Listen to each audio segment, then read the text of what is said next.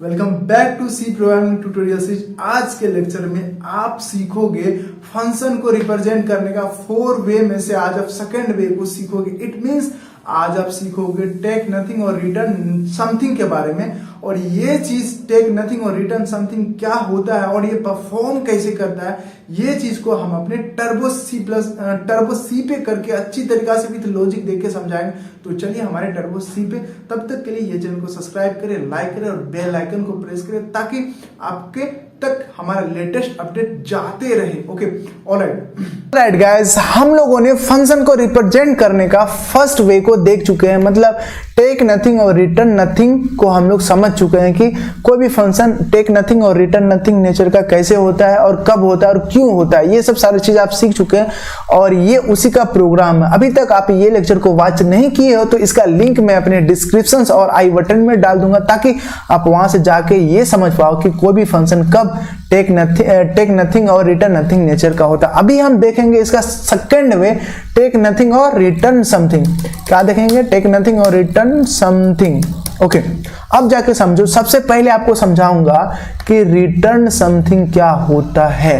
Return something मतलब आप simple समझो, जो हमारे पास फंक्शन है उसका रिजल्ट को हम लोग रिटर्न कर देंगे मेन फंक्शन में, तो वो क्या कहलाएगा? वो हमारा फंक्शन रिटर्न समथिंग नेचर का है।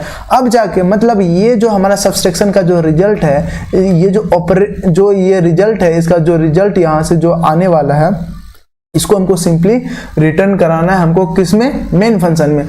अब जो है ये, तब जाके ये फंक्शन क्या कहलाएगा? ये फंक्शन हमारा रिटर्न समथिंग नेचर का है।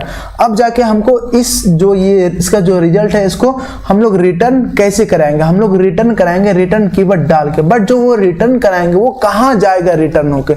ये तो आपको क्लियर है कि जो भी फंक्शन, जहां से भी फंक्शन कॉल होता है वहीं पे फंक्शन रिटर्न होता है। तो इट मीन्स यहां से कॉल हुआ तो यहीं पे रिटर्न होगा।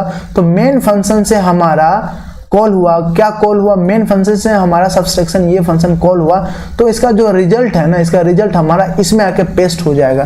तो चलिए हम इसको रिटर्न करते हैं। रिटर्न करेंगे तो ये इसमें फिर हमको प्रिंट का क्या जरूरत है? इस कारण से हम ये प्रिंट को हटा देंगे क्योंकि हमको रिटर्न करना है। ओके, सो हमको रिटर्न करना है, तो यहां से रिटर्न का कीवर्ड डाल लें।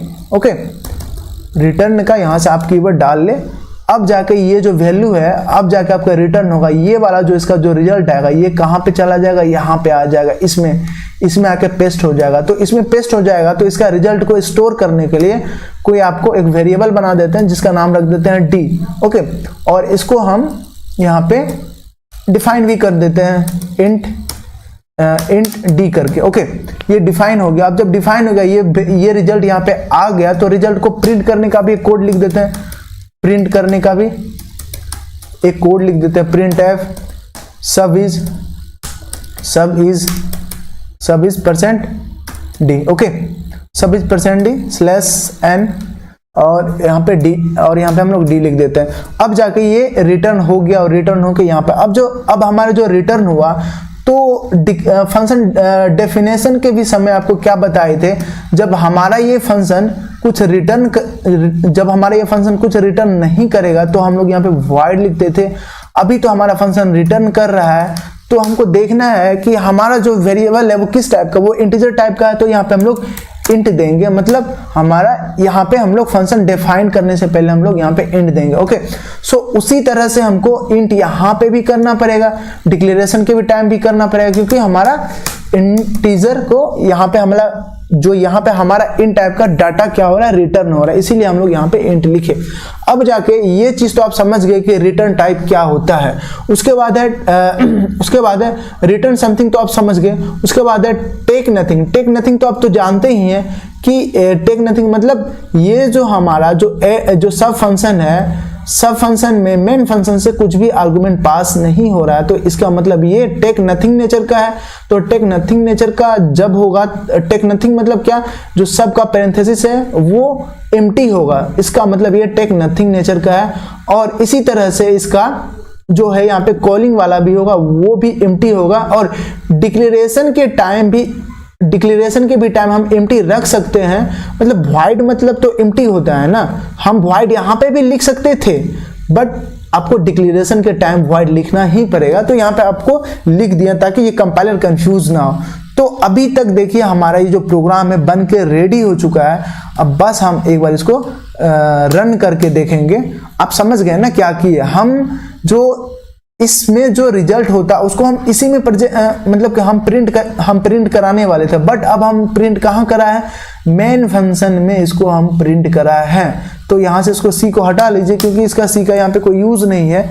अब आप तो समझ चुके होंगे कि ये आप अभी यहाँ से समझ चुके होंगे टेक नथिंग और रिटर्न समथिंग क्या होता है। ओके, सो इसको एक बार हम लोग रन करके देखते हैं। सो अभी एक एरर दिखा रहा है, वो एरर कहाँ है देखिए, हम यहाँ पे सेमी कॉलन नहीं लगाए हैं। ओके, हम लोग यहाँ पे सेमी कॉलन नहीं लगाए, इस कारण से मेरे पास एक एरर आया।